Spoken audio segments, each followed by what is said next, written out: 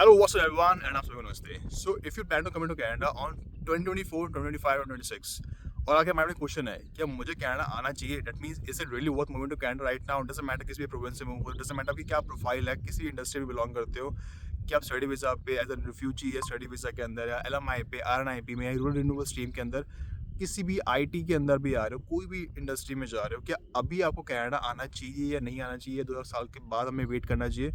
I will give you my opinion, very straightforward. And moving forward, if you're new to my channel, you can support by subscribe again. Subscribe जरूर करना and share जरूर करना. और आगे हमारा कोई question हो, let me know in the comment section. तो शुरुआत करता हूँ. देखो यार, अगर आप इंश्योरेंस में हो, रियल एस्टेट में हो, मेडिकल में किसी भी फील्ड में हो, फार्मेसी के अंदर हो, कंस्ट्रक्शन में हो, एग्रीकल्चर में हो, या आप माइनिंग इंडस्ट्री के अंदर हो, मशीनरी इंडस्ट्री के अंदर हो, या अगर आपको IT जॉब चाहिए, IT जॉब आपको 2 जगह मिलेगी, 2-3 जगह, कैलगरी, वैंकूवर, टोरंटो, या थोड़ी बहुत ओटवा. अगर आप इस इंडस्ट्री में जो मैंने मेंशन किया है, जो स्टेम रिलेटेड जॉब्स है, स्किल बेस्ड जॉब है, प्लम्बर, मैकेनिक या वेल्डिंग के रिगार्डिंग, तभी है ना, तभी पॉसिबिलिटी है जॉब्स के रिगार्डिंग, तभी आप कुछ अर्न कर पाओगे. और कोई गारंटी नहीं है, सिर्फ श्योरिटी है कि कोई जॉब मिल सकती है. लेकिन अगर मेडिकल फील्ड में हो, हेल्थ केयर में हो, तो आपकी डिग्री वैसी वैलिड नहीं है. आपको यहाँ पे कोर्स करना पड़ेगा, एग्जाम क्लियर करना पड़ेगा, टेस्ट क्लियर करना पड़ेगा. So it's not that easy. अगर आप सोचो कि मैं कैशियर की जॉब कर लूँ, रिटेल की जॉब कर लूँ, फूड काउंटर अटेंडेंट की, या छोटे मोटे बिजनेस खोल लूँगा, I will tell you very frankly, opportunity jobs बिल्कुल भी नहीं है. डजंट मैटर किसी प्रोविंस में जाते हो, कहीं कम है कहीं ज़्यादा है, लेकिन अपॉर्चुनिटी इतनी नहीं है. और कॉम्पिटिशन बहुत ज़्यादा है, इन्फ्लेशन बहुत ज़्यादा, टैक्स सिस्टम बहुत बुरा है. अगर आप जॉब भी करते हो, पैसे भी कमाते हो, तब भी बहुत बेकार है. बिजनेस करते हो तब भी बहुत बेकार है. का 35-40% का टैक्स में निकल जाएगा एनुअली. तो इट्स मतलब पैसा बचेगा नहीं. ऊपर से अभी सोचो कि मैं घर खरीद लूँगा, I don't think so. It just a waste of money.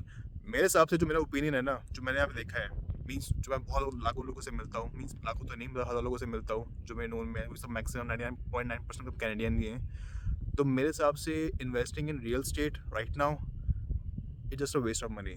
इससे बेटर है कि आप दुबई में इन्वेस्ट करो, इंडिया में इन्वेस्टमेंट करो, थाईलैंड में इन्वेस्टमेंट करो, किसी और कंट्री में इन्वेस्टमेंट करो जहाँ पे आपको उसका रिटर्न ज़्यादा मिलेगा.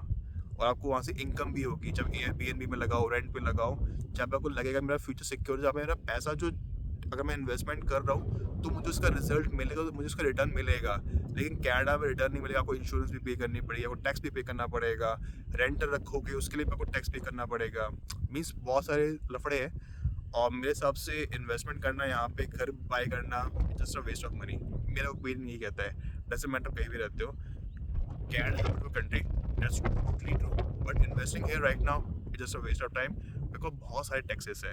इवन आपको पता नहीं होगा तो यहाँ पे रेन टैक्स भी होता है टोरंटो सिटी के अंदर. बारिश का टैक्स भी होता है वहाँ पे टोरंटो के अंदर. So I don't think so investing on real estate is a good option. बाकी अगर आपको लगे कि जो आपको मैंने पहले इंडस्ट्री कही, जब स्किल बेस्ड में किसी भी इंडस्ट्री में आप पैसा अर्न कर सकते हो, तभी आओ, अर्न करो, इन्वेस्टमेंट कहीं और करो.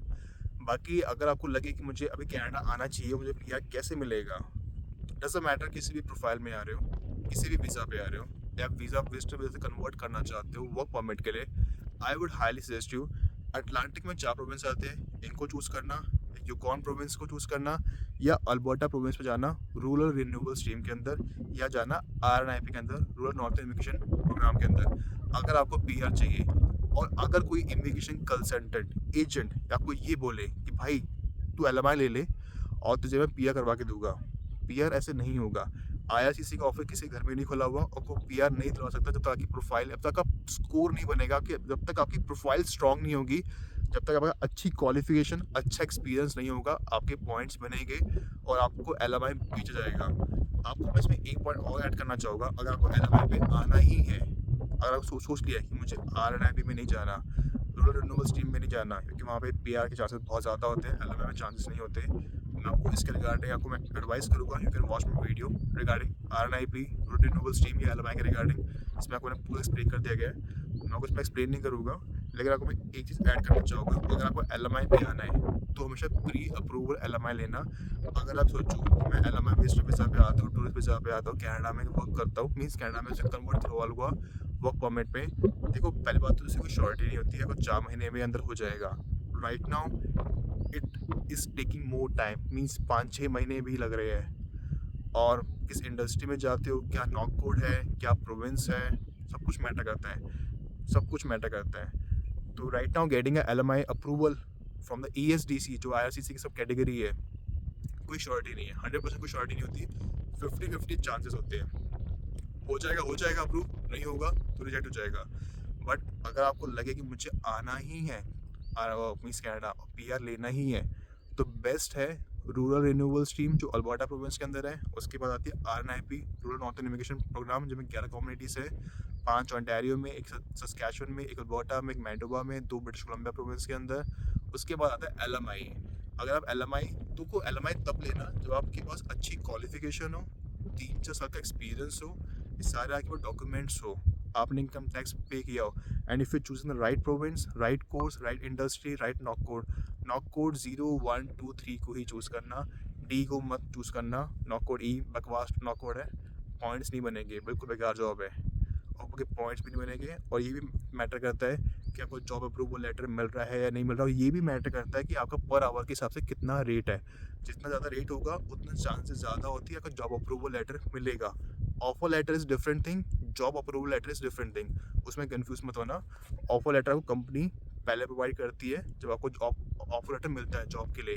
जॉब अप्रूवल लेटर को तब मिलेगा जब आप वहाँ पे जॉब करोगे, 3-4 महीने बाद अप्लाई करोगे IRCC के अंदर, आपके नाम पे आपको जॉब अप्रूवल लेटर मिलेगा। और चांसेस तभी होते ज़्यादा कि आपका अप्रूव हो जाए जब आपको आपकी इंडस्ट्री मैटर करती है, आपका नॉकआउट मैटर करता है, और आपको पर आवर के हिसाब से कितना वेज मिल रहा है। क्योंकि आई नो समवन इसका रिजेक्ट हो चुका है 2 बार बिकॉज उसको मिनिमम वेज मिल रहा था अल्बर्टा प्रोविंस के अंदर। So I would highly recommend you कि अगर 17-18 से ऊपर है तो चांसेस आपके ज़्यादा होते हैं। अगर 20-22 है तो आराम से आपको जॉब अप्रूवल लेटर मिल जाएगा।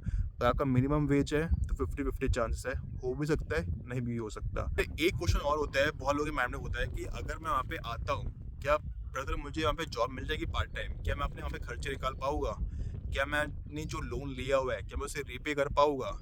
देखो यार, ये सब कुछ मैटर करता है आपके पास स्किल्स कितने हैं, दूसरी चीज़ आपके पास रेफरेंस कॉन्टैक्ट है नहीं है, एंड तीसरी मोस्ट इम्पॉर्टेंट चीज़ लक के ऊपर, एंड सबसे मोस्ट इम्पॉर्टेंट चीज़ which province you choosing and where you live means आपकी लोकेशन, ये सब मैटर करती है।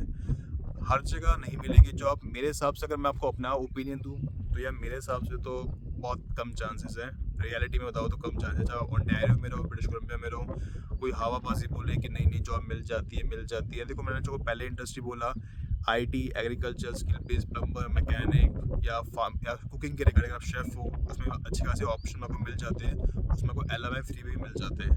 अगर कुकिंग में भी अगर आपको शेफ़ हो तो आराम से मिल जाता है।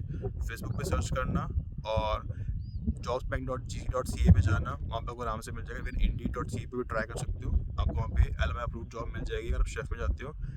या अगर आप रियल स्टेट में हो, इंश्योरेंस में हो, तब आपके पास चांसेस होते हैं जॉब मिलने के, लेकिन आपको उसके लिए सर्टिफिकेट कोर्स क्लियर करना पड़ता है। It's not that easy. अगर आप मेडिकल में हो तब भी अच्छा पैसा कमा सकते हो, लेकिन उसके लिए आपको कोर्स क्लियर करना पड़ेगा, सर्टिफिकेट लेना पड़ेगा, लाइसेंस लेना पड़ेगा। It's not that easy. Means क्योंकि आपकी आपकी जो डिग्री है, आपकी मेडिकल की डिग्री है, उसकी वैल्यू ही नहीं है, वो मानते ही नहीं है यहाँ पे। तो आपको सब कुछ करना पड़ेगा, पढ़ना पड़ेगा, क्लियर करना पड़ेगा, लाइसेंस लेना पड़ेगा, सर्टिफिकेट लेना पड़ेगा, उसके बाद आप जाके प्रैक्टिस कर सकते हो। So it's not that easy, and ये भी डिपेंड करता है कि आप किस प्रोविंस में रहते हो, किस सिटी में रहते हो। बाकी देखो ओवरऑल अप्स एंड डाउन तो है in terms of jobs, in terms of income, और आप गलत प्रोविंस चूज कर लोगे तो आपको नुकसान होगा। और मैं आपको हमेशा एक ही चीज़ बोलता हूँ, never ever trust immigration consultant agent blindly. 80% गोलीबाज दोगे लोग होते हैं, गोलीबाज लोग होते हैं। Never ever trust, use your mind, profile check करो, PNP का स्कोर चेक करो, अपना एक्सपेंसिटी का स्कोर चेक करो, फिर देखो आपको किस प्रोविंस में जाना है, कहाँ पे आपको आराम से जॉब मिल जाएगी।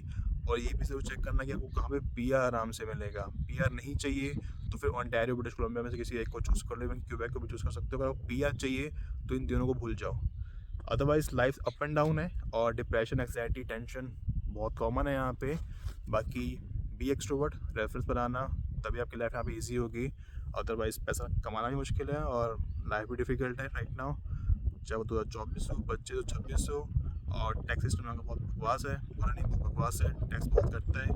बाकी अप्स एंड डाउन तो है, ये मेरा ओपिनियन है। एंड एट द एंड आपको मैं एक ही चीज़ कहना चाहूँगा, अगर आपको लगे कि मैं फिर भी कनाडा आना है या मैं आके कुछ देख लूँगा, देखो हमेशा सिचुएशन सेम नहीं रहती है, बट येस लास्ट 3 ईयर्स से 2026-25 तक तो ऐसी रहेगी। और ये अभी रिसेशन में है, इन्फ्लेशन भी काफ़ी है, तो 27-28 तक तो ऐसा ही माहौल रहेगा, अप एंड डाउन आएगा। बाकी अगर आपके माइंड में हो कि मैं एक बार कनाडा का पीआर ले लेता हूँ, वहाँ की सिटीजनशिप ले लेता हूँ, उसके बाद मैं यूएस में मूव हो जाऊँगा, आप मूव हो सकते हो। वहाँ पे अपॉर्चुनिटीज़ है लेकिन इतनी नहीं है, बट येस आप ये काम कर सकते हो जो मेरे माइंड में है कि आप अर्न करो डॉलर्स में, इन्वेस्टमेंट करो किसी और जगह पे जहाँ पे आपको उसका अच्छा रिटर्न मिले। ज़रूरी नहीं है वो कनाडा में लाइक इन्वेस्टमेंट करना है, यूएस में इन्वेस्टमेंट करना है। ऐसी जगह करो, अपनी होम कंट्री के अंदर भी कर सकते हो, दुबई में भी कर सकते हो, थाईलैंड में भी कर सकते हो, या किसी XYZ जगह कर सकते हो जहाँ पे आपको लगे कि शो शॉर्टी है कि वहाँ पे आपको उसका रिटर्न मिलेगा ही मिलेगा, तब भी कोई बेनिफिट है। Otherwise it's just a waste of time और चीज़ें बहुत एक्सपेंसिव है। क्योंकि मैं आपको अपना एग्जांपल देता हूँ, पहले जो मेरा ग्रॉसरीज का खर्चा आता था महीने का, वो आता था 220 या 180, 220 मैक्सिमम अगर मैं बहुत ज़्यादा खर्च करता था, या 180, और अभी मेरा आता है कम से कम 580 या 650। So see the difference, three times. और मैं ज़्यादा खर्च भी नहीं करता, और ज़्यादा कोई ऐसी कोई उल्टी फुल्टी आदतें भी नहीं है, मीन्स नशे की या स्मोक की या बियर की, तो मैं वो भी नहीं करता। तब भी मेरा आराम से 550 650 के बीच में आ जाता है, कभी कम कभी ज़्यादा, इतना हो जाता है। So see the difference in commodities in the inflation. और यहाँ पे जितनी भी चीज़ें हैं सब कुछ बाहर से इम्पोर्ट होती है। तो मैं आखिरी में एक ही चीज़ कहना चाहूँगा वाइंड अप करने से पहले, लर्न स्किल्स, बहुत सारे सीखो, be multi talented, it will help you professionally भी, पर्सनली भी। Choose the right province, right visa, study पे आओ, अपनी प्रोफाइल चेक करो, LMI पे आना LMI पे आओ, RNIB में जाओ या रिन्यूएबल स्ट्रीम पे जाओ, जिस पे भी जाना चाहते हो। मैंने इसके रिगार्डिंग हर चीज़ के रिगार्डिंग वीडियो बना रखी है, ये कौन सा बेस्ट है, you can watch my other videos. And अगर आपको अच्छा लगे तो देखना, और आपके माइंड में कुछ क्वेश्चन हो किसी भी चीज़ के regarding, just let me in the comment section. And if you need a mini session 1-to-1, you can DM me on Instagram. तब तक के लिए good bye and have a great day.